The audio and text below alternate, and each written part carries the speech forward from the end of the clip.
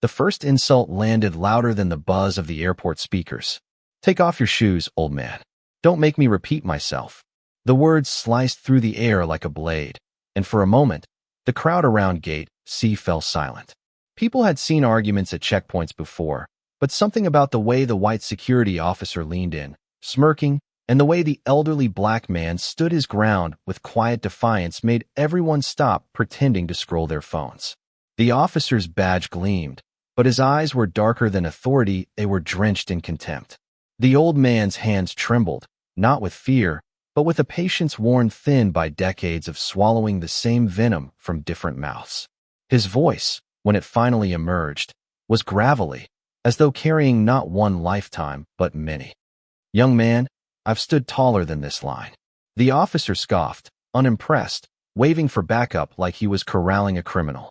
To him, the old man was nothing more than another body, another suspect, another target that matched the shadow of his bias. What he did not see, what none of them yet saw, was the quiet fire burning beneath the wrinkles, the fragments of memory stitched into the man's very skin, memories of roaring engines, bullet-riddled skies, and the taste of near death above foreign fields. But here he was, stripped of all medals and uniforms, reduced in the eyes of one man to just another black traveler, forced to prove his worth in a place that should have welcomed him without question. The line grew restless. A mother pulled her child closer, whispering something about "just let it go." A businessman adjusted his tie and glanced nervously at his watch, silently praying the scene wouldn't delay his flight. And yet, no one stepped forward. Silence was safer. Silence was always safer. The officer barked again, his voice sharp and mocking. "What's in the cap, huh? Souvenir from the flea market." He snatched the worn pilot cap from the man's hand and held it up like contraband. The old man's chest rose, then fell, and though his eyes glistened, he did not reach to take it back. He had seen this before, the casual theft of dignity, the effortless stripping away of pride.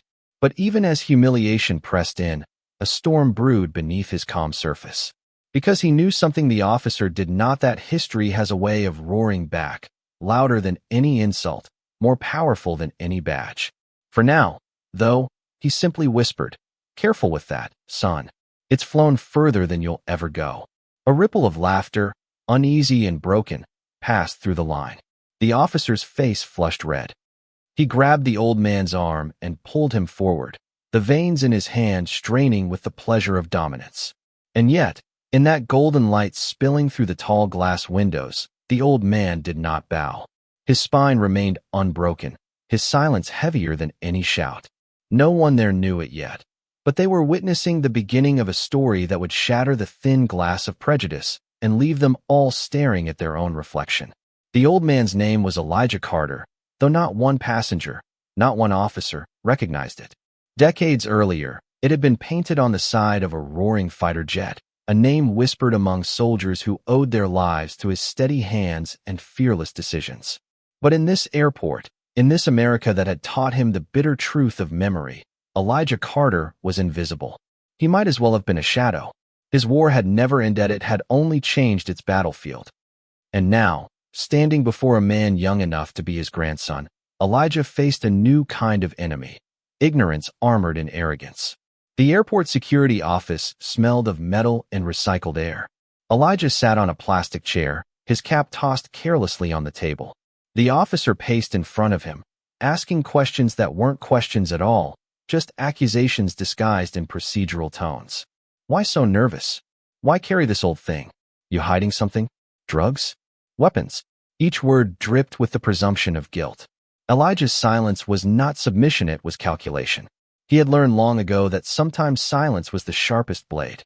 Outside the room, the world carried on. Families boarding flights, lovers embracing at terminals, lives moving in straight lines. But inside, time slowed. The balance between shame and revelation teetered, waiting for one voice, one truth, to cut through the haze. Elijah finally spoke, his voice low, each word heavy with meaning. "That cap belonged to my brothers, the ones who didn't come home." The officer paused, confused, almost thrown off balance. "What are you talking about?"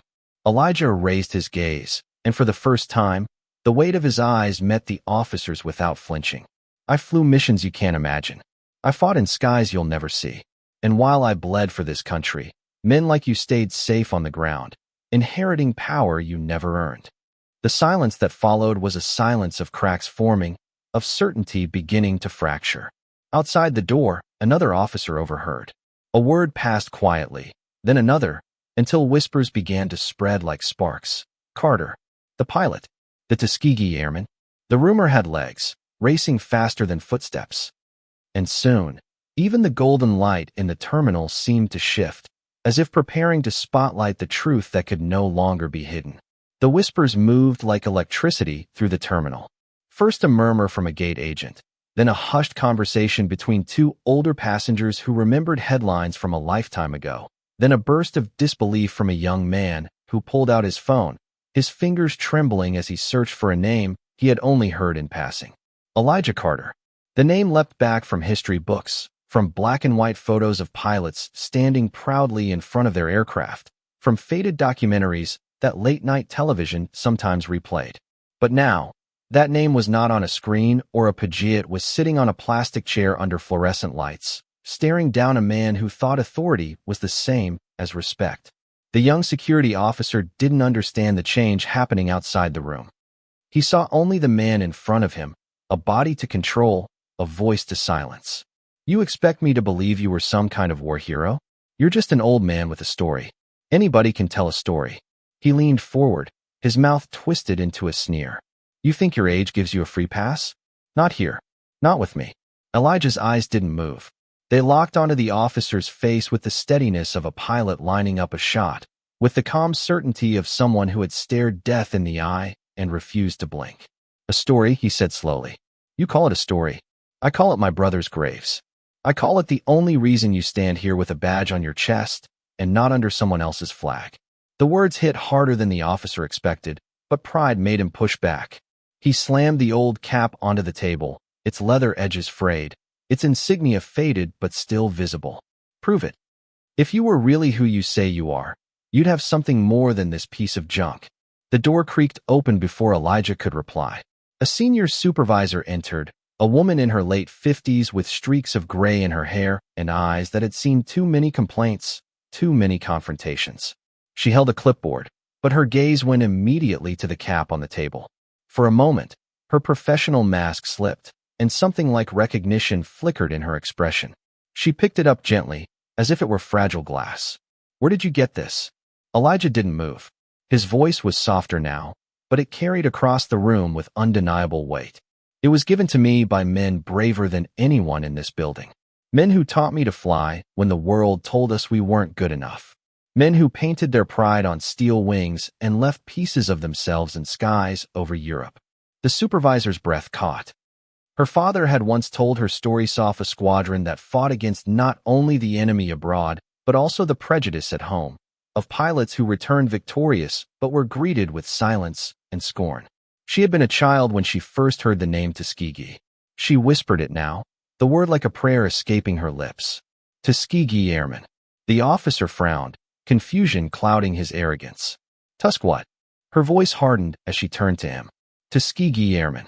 The first black military aviators in the United States Army Air Corps.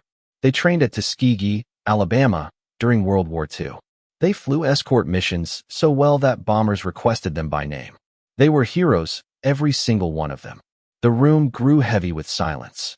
The officer shifted uncomfortably, but Elijah remained steady. He wasn't surprised the young man didn't know. America had never been quick to teach the whole truth. Outside the office, a small crowd had gathered near the glass wall. Passengers who had overheard pieces of the story pressed closer, their phones out, recording, streaming, sharing. A narrative had begun to take shape, and once a story found its way into the open, it could no longer be contained. Elijah sat taller, his back no longer weighed down by the years or the insult. His voice carried with the clarity of a flight briefing, precise and unflinching. We flew because we loved this country, even when it did not love us back. We fought for its freedom, even when ours was denied. We returned home wearing uniforms soaked in sweat and smoke, only to be told we couldn't sit at the same counter, couldn't drink from the same fountain, couldn't live as equals. And yet, we endured. The young officer's face burned with something he couldn't name: shame, anger, maybe even the beginning of recognition. He wanted to snap back, to reassert control, but the authority in Elijah's voice made him hesitate. This wasn't just a man telling a story. This was a man carrying a legacy, and legacies had a way of burying arrogance. The supervisor spoke again, her voice softer now. "Mr. Carter, are you saying you were one of them?" Elijah gave a slow nod. He reached into his worn leather wallet, his fingers trembling only slightly, and pulled out a photograph. It was old, the edges yellowed, but the image was clear. A younger Elijah standing in front of a fighter plane, his smile wide, his uniform crisp, his comrades lined up beside him. The room seemed to exhale all at once. The supervisor's eyes filled with tears she didn't expect. She handed the photo back with both hands, a gesture of respect. "Sir, I don't know what to say." Elijah leaned back, his eyes on the officer who had humiliated him minutes earlier. "Don't say anything. Just remember. That's all I ask. Remember that we were here. That we gave more than we were ever given. That men who looked like me carved a path through fire so you could walk freely in your own country." The officer swallowed hard, his arrogance cracking under the weight of truth. For the first time, he saw not just a black man in a beige suit, but a warrior who had lived through storms he could never comprehend. The whispers outside grew louder, phones buzzing, messages spreading. By the time the door opened again, half the terminal already knew who Elijah Carter was. And as he stepped out into the golden light pouring through the windows, the same light that had witnessed his humiliation now bathed him in quiet triumph. Passengers lowered their phones, not out of disinterest, but out of respect. Some clapped softly, others simply bowed their heads. For a brief moment, the airport was not a place of transit, but a place of reckoning. The officer remained behind, his badge suddenly feeling heavy, his certainty fractured. The supervisor's voice cut through his haze. "You don't have to like history," she said firmly, "but you do have to learn from it. And right now, son, history is staring you in the face." Elijah paused near the gate, his cap once again in his hand. A child tugged at her mother's sleeve and whispered loudly enough for him to hear. "Mommy, is he a hero?" The mother, eyes glistening, nodded. "Yes, baby, he is." For Elijah, it was not vindication. It was not revenge. It was something quieter, deeper, the reminder that truth has a way of rising, even when buried under decades of silence. He knew tomorrow the world might forget again. But for this golden hour, inside this crowded terminal, the truth was undeniable. And sometimes that was enough. The applause that began as a ripple grew into something larger, a wave of sound that rolled across the terminal. Elijah Carter, once invisible, stood in the center of it. He didn't smile. Not fully had learned long ago that recognition was often fleeting. But the warmth in the air, the reverence in strangers' eyes, told him that at least in this moment, the truth could not be denied. He raised his cap slightly, not as a boast, but as a salutation to the passengers, to the memory of his fallen brothers, to the long road that had led him here. But not everyone in the crowd was moved. A cluster of younger officers stood stiffly by the security gate, their faces tight with confusion, resistance, even resentment. They had been trained to see authority as a wall, and now that wall had cracks. The officer who had humiliated Elijah's name was Kyle, shifted uneasily in the background, his jaw clenched, his pride bleeding. He had never been questioned like this before. His power had always gone unchallenged, and now it had slipped from his hands in front of hundreds of witnesses. His voice rose suddenly, cutting through the applause. "All right, that's enough.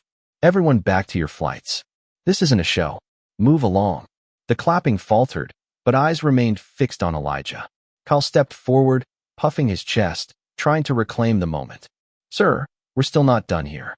I have procedures, and I'm not about to let some story. A voice from the crowd interrupted.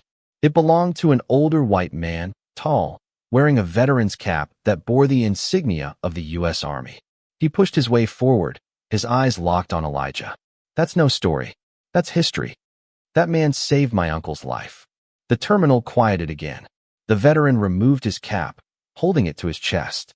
"My uncle was a bomber pilot in Europe. He told us about the Red Tails, the escort squadron that never lost a single bomber to enemy fighters. He said when he saw those red-painted tails beside his plane, he knew he was going home alive. Sir, he turned to Elijah, my family owes you everything. Elijah's eyes softened.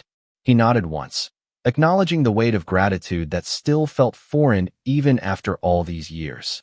The veteran's words traveled quickly, bouncing from passenger to passenger. The whispers that spread now were not just curiosity, they were awe. Kyle's face turned red. He stepped closer to Elijah, lowering his voice, but loud enough for the nearest people to hear. You think this changes anything? You think being some washed-up pilot makes you above the law? Rules are rules. Elijah leaned in just slightly, his voice calm but cutting. Rules are only as just as the men who enforce them. The supervisor intervened before the exchange could escalate further. Her tone carried authority that Kyle's badge could not match. Officer, that's enough. Mr. Carter is free to go. In fact, he should never have been stopped in the first place. Kyle bristled. With all due respect, ma'am, if we start making exceptions, these aren't exceptions, she snapped, her patience gone. This is about dignity. About respect. Something you clearly don't understand. The crowd murmured in agreement. A young woman near the front, holding her phone high, called out. We all saw what happened. We're not going to forget it. Dozens of phones glowed, recording every second. The story was already spilling beyond the walls of the terminal, into timelines and headlines, into living rooms across the country. Elijah adjusted his cap, his gaze sweeping across the faces around him. Some were reverent, others ashamed, but all were listening. He raised his voice, not to defend himself, but to remind them all of something larger. What happened here today isn't new. It's the same fight in a different uniform. Once I was told I wasn't fit to fly because of the color of my skin. Today I'm told I'm suspicious because of the same reason. The war just looks different now. The words hung heavy in the air. A young black man in line, no older than 20, stepped forward. His voice cracked with emotion. Mr. Carter, my grandfather used to tell me about men like you. I didn't believe him when he said heroes could be forgotten. But now I see he was right. Elijah's eyes softened, and for the first time that day, a small smile broke through. Heroes aren't forgotten, son. They're just waiting for someone to remember. The supervisor gestured toward the boarding gate. Mr. Carter, please, your flight is ready. Let me escort you personally. But Elijah shook his head. No, I'll walk with everyone else. I don't need an escort. I never did. As he moved toward the gate, the crowd parted instinctively, not out of fear, but out of reverence. People lowered their eyes, some placed hands over their hearts, others whispered quiet thanks. The golden light streaming through the windows followed him, stretching across the floor like a path laid just for him. Kyle stood frozen, his authority dissolved. For the first time in his career, he felt the weight of silence pressing against him. Not silence that obeyed, but silence that condemned. His fellow officers avoided his gaze. The supervisor's disappointment burned hotter than any reprimand. And somewhere deep inside, though he fought against it, shame took root. Elijah boarded his flight, the hum of the engines outside a distant echo of the warbirds he had once commanded. As he settled into his seat, he touched the cap in his lap, his fingers tracing the worn leather. He thought of the brothers who never came home, of the skies that had once been his battlefield, of the battles that still raged quietly in terminals and streets and hearts. Back in the terminal, the story of Elijah Carter grew larger. News outlets picked it up within the hour. By the time the plane lifted into the sky, headlines were spreading. Tuskegee Airmen humiliated at airport checkpoint. Photos of Elijah, standing tall against the glare of injustice, flooded social media. His name, once nearly lost to time, was spoken again, this time by thousands who vowed not to let it vanish. And yet, Elijah knew fame was not the victory. The real battle was slower, harder. It was in the hearts of the young, in the choices they made when power was handed to them. He closed his eyes as the plane ascended, whispering a prayer not for himself, but for them, for the day when a man's worth would not need to be proven, when dignity would not have to be fought for at a checkpoint. In the seat beside him, a little girl leaned over, her voice soft with curiosity. Mister, are you really a pilot? Elijah opened his eyes, and for the first time in years, his smile reached all the way to them. Yes, sweetheart. I was. A long time ago. She grinned, her eyes wide. That's so cool. Did you fly really fast? Elijah chuckled, a sound warm and light, carrying none of the bitterness that had filled the day. Faster than you can imagine. Fast enough to catch the wind. The girl gasped in delight, and in that small exchange, Elijah found something purer than applause or headlines. He found hope that the next generation would not just remember, but carry forward the story, untainted by prejudice, unbroken by arrogance. As the plane soared higher into the golden sky, Elijah Carter rested his hand on his cap and let the hum of the engines lull him into peace. The war was not over, but for now, he had won a battle that mattered. The storm had already broken by the time Elijah's plane touched down. Reporters crowded the arrival gate, cameras flashing, microphones thrust forward. His name was everywhere, trending online, plastered across news tickers, spoken in living rooms and coffee shops with the tone reserved for legends who had returned from the shadows. What had begun as humiliation had transformed into revelation. But Elijah Carter did not chase spotlights. He walked through the terminal with the same slow dignity he had carried into battle, unshaken, unhurried. A group of veterans met him at the gate, their caps worn, their salutes sharp despite trembling hands. Among them was the older man from the first airport, tears in his eyes as he pressed a trembling hand to Elijah's shoulder. "Welcome home, Captain," he whispered. Home. It was a word Elijah had never fully trusted. The war had ended long ago, but the battles that followed had left scars deeper than bullet wounds. Yet now, with strangers lifting his name like a banner, he felt something stirring, not vindication, but a fragile kind of belonging. In the days that followed, the story spread like wildfire. Networks replayed the footage of the checkpoint confrontation, pausing on Elijah's calm defiance. On the way, the crowd shifted from silence to reverence. Commentators debated what it said about the country that a hero could be dismissed so easily, that dignity could still be stripped at the flash of a badge. Social media carried his face into millions of homes, not as a victim, but as a living reminder of sacrifice forgotten. Kyle, the officer who had humiliated him, faced the storm too. Suspended pending investigation, he sat alone in his apartment, replaying the scene in his mind. At first, his pride screamed louder than his guilt. But as the days wore on, as he saw Elijah's face everywhere, as he read the stories of the Tuskegee Airmen and the lives they had saved, something inside him began to fracture. He saw himself reflected in headlines that spoke of arrogance, ignorance, and cruelty. And for the first time in his life, he wondered if his badge had ever truly meant justice.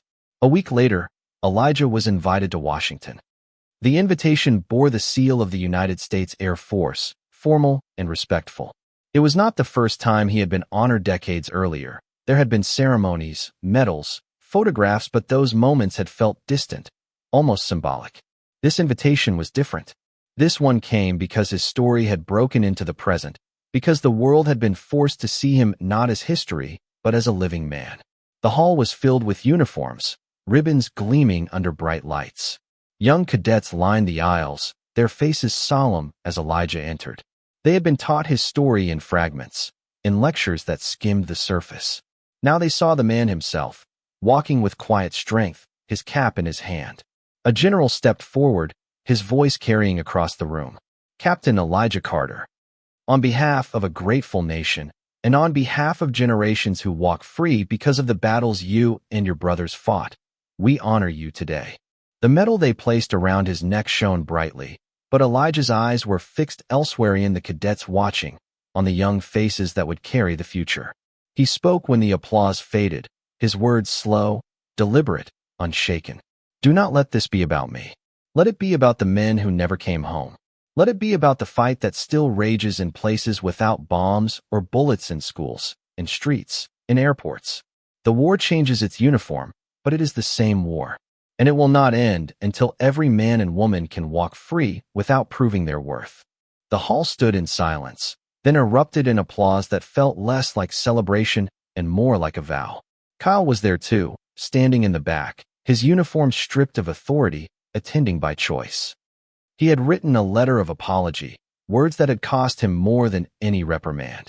He did not know if Elijah would ever read it, let alone forgive him. But as he listened to the old pilot's words, something shifted. The badge had been his shield, but it had never been his purpose.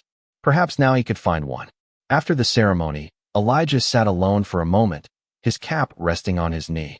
A young cadet approached nervously, her voice trembling. "Sir, I want to be a pilot. Like you. But sometimes I'm afraid the world won't see me as enough. Elijah looked at her, really looked, and saw himself decades earlier a boy told he couldn't, a man told he shouldn't. He placed the cap gently on her head, the leather worn, the insignia faded. Then you fly anyway. You fly higher than they tell you. And you never let them ground you. The cadet's eyes filled with tears, and in that moment, Elijah knew the legacy would live on. That night, he sat by his window, the city lights glowing below. The war had taken much, the years had taken more, but the fight had never been in vain. He whispered the names of his brothers, one by one, letting them ride the air like a final roll call. And as he leaned back, the metal heavy on his chest, he smiled not because the world had finally recognized him, but because he had never stopped being who he was, even when no one else could see it. The golden light of dawn broke across the sky, warm and steady, just as it had in the cockpit of his fighter plane so many years ago. Elijah Carter closed his eyes, his heart steady, his spirit unbroken. The war was not over, but his mission was clear, to remind the world that dignity is not granted by power, but carried by truth. And truth, once spoken, can never be silenced again. Thank you for listening. If you find it interesting, please like and subscribe to follow the next stories.